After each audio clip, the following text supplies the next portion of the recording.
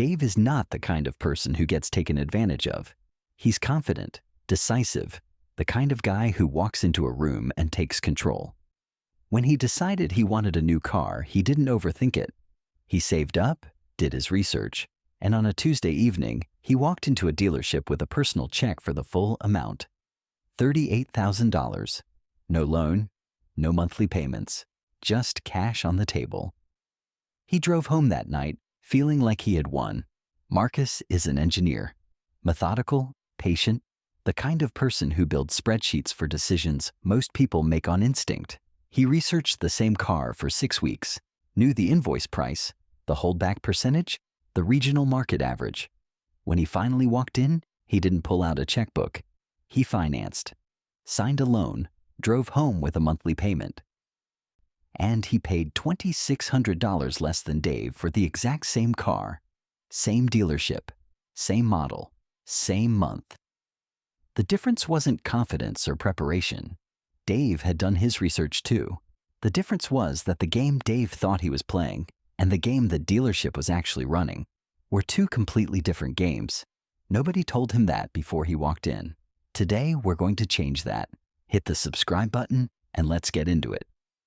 Dave knew his numbers going in. The sticker price was $39,500.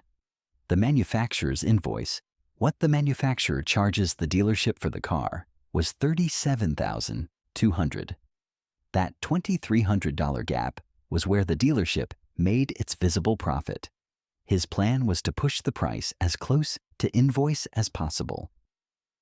He negotiated hard. The manager was consulted twice. Eventually, they landed at $38,100, $900 above invoice. Dave shook hands, feeling like he had squeezed them dry. Marcus walked in 8 days later with the same data and got the price down to $37,400. Just $200 above invoice. Then he financed through the dealership. On paper, Dave did better on price by $500. But he paid $2,600 more overall. How is that possible? Because the number on the sales floor is only the first layer, and it might be the least important one. Here's what almost nobody tells you. The manufacturer's invoice is not the dealership's real cost. Underneath it are private financial arrangements between the manufacturer and the dealership that never appear on any consumer platform. Not Edmunds, not Kelley Blue Book, not TrueCar, none of them. The first hidden payment is the dealer holdback. After every sale, the manufacturer sends money back to the dealership. Typically, 2 to 3% of the sticker price. On a $39,500 car, that's between $790 and $1,185 flowing back to the dealership after the deal is already closed. Dave thought the dealership made $900 on him. The holdback alone put them well past that before anything else was counted. Then there are dealer cash incentives, private bonuses the manufacturer pays the dealership to move specific overstocked models, volume bonuses, where hitting a sales tier unlocks additional payouts across every car sold that period, regional rebates paid to dealerships in slow markets, and floor plan assistance where the manufacturer subsidizes the interest the dealership pays to finance its own inventory.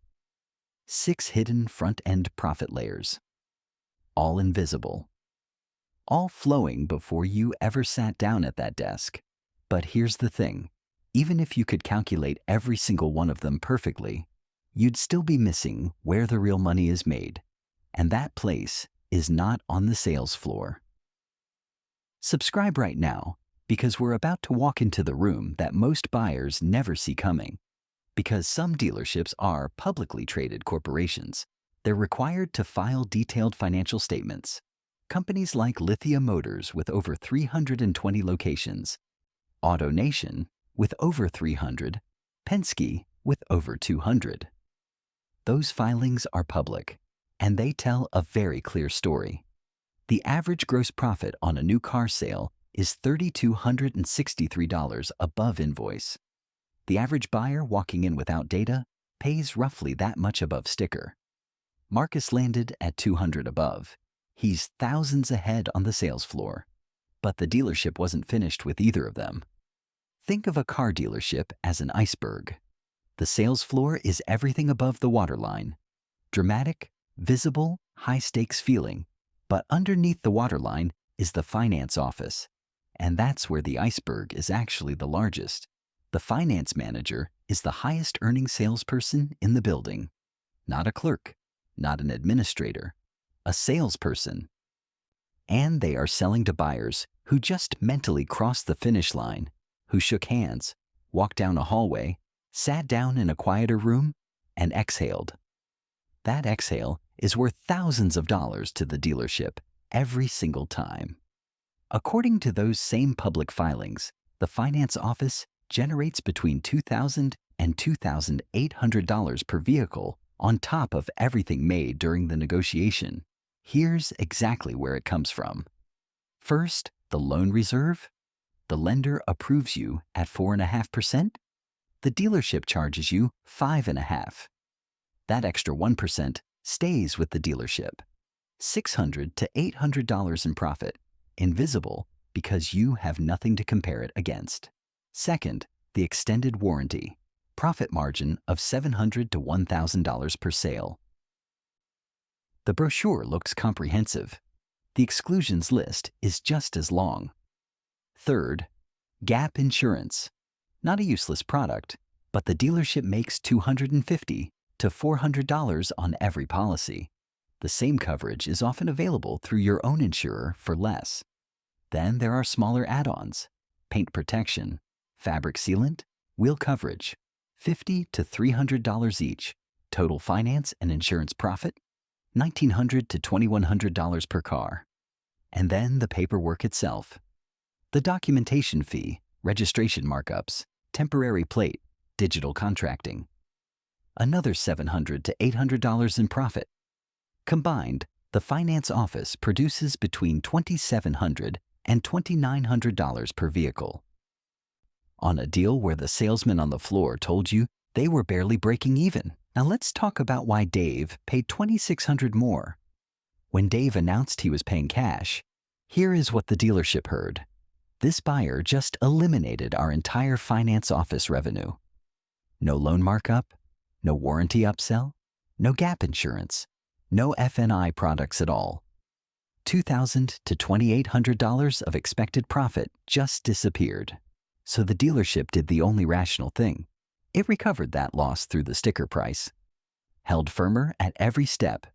Gave smaller concessions. Dave ended up at $900 above invoice instead of $200. He paid more for the car because he had already removed their back-end profit before the negotiation started. The machine recalibrated around him, and he never felt it. We're told from childhood that cash is king. Pay cash, and you get the best deal. At most businesses, that's true. But a dealership is not most businesses.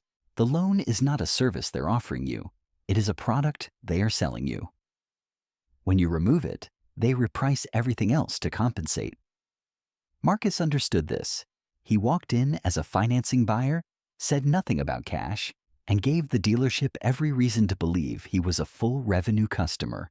That belief made them flexible on the purchase price because they expected to recover the margin later. They were wrong about that. But by the time they found out, the papers were already signed. Dealerships also don't just wait for you to declare yourself. They test you throughout the process. The first test is the clipboard at the front desk. Name, contact info, the car you want, and whether you plan to pay cash or finance. Feels like intake paperwork. It's actually the first pricing filter. Your answer determines how the salesperson approaches every conversation that follows. The second test is the credit check request midway through the process. They say it's routine. What they're actually doing is confirming you still intend to finance. A soft commitment check disguised as a procedural step. The third test is the loan application the salesperson fills out before you enter the finance office. By then, you've confirmed financing intent 2 or 3 times without realizing it. Each confirmation contributed to the flexibility they showed you on price. Signal cash too early, and the flexibility disappears. The system is engineered to identify you and respond accordingly. So what do you actually do? 6 steps. Here they are. Step 1. Walk in as a financing buyer. Never mention cash. The dealership needs to classify you as a full revenue customer to give you maximum leverage on price. Step 2. At the clipboard, ask one specific question before filling anything out. What is the loan origination fee? It signals financial awareness and confirms there's no upfront fee you'd lose by paying the loan off early. Step 3. Negotiate the purchase price as hard as possible. The dealership will be more flexible because they're counting on the finance office to pad their margin. Use that expectation as your lever. Step 4. In the finance office, negotiate every product. Extended warranty with up to $1,000 of profit built in? Negotiate it. Gap insurance with up to $400 of margin? Negotiate that too. You don't have to buy everything on that desk, and what you do want doesn't have to be at their opening price. Step 5. Read every line of the loan contract. Confirm explicitly in writing that there is no prepayment penalty. This is the detail the entire strategy depends on. Step 6. Sign the loan, drive home, pay it off within the week. You financed technically? Briefly, you got the pricing that comes with being a financing buyer, avoided the cash buyer penalty, and paid off the balance before meaningful interest accumulated. The whole strategy requires 2 things: no loan origination fee and no prepayment penalty. If either exists, run the numbers to confirm the purchase price savings still outweigh the cost. In most cases, they do, but always verify. Dave walked in confident, cash ready, and lost his leverage before a word of negotiation began. The dealership recaptured its back-end loss through the sticker price, and he never saw it happen. Marcus walked in as a financing buyer, negotiated to $200 above invoice, used everything he knew inside the finance office, and paid off the loan days later. $2,600 less. Same car, same dealership. The sales floor is theater. The slow concessions, the manager visits, the careful tension, all of it is designed to make you feel like you won, so you walk into that back room completely relaxed. That relaxation is what the dealership has been building toward from the moment you walked in. Now you know what's in that room. You know the layers underneath the price. You know how the tests work and exactly what to do about it. If this changed how you see a car purchase, subscribe right now. Every week we pull apart the hidden mechanics behind the financial decisions you make every day, the ones that look simple on the surface but have entire systems running underneath them. One click, and you never miss another one. And if someone you know is heading to a dealership soon, send this to them today. Not after they buy. Today. Because the dealership is already ready for them, and this might be the only preparation they get.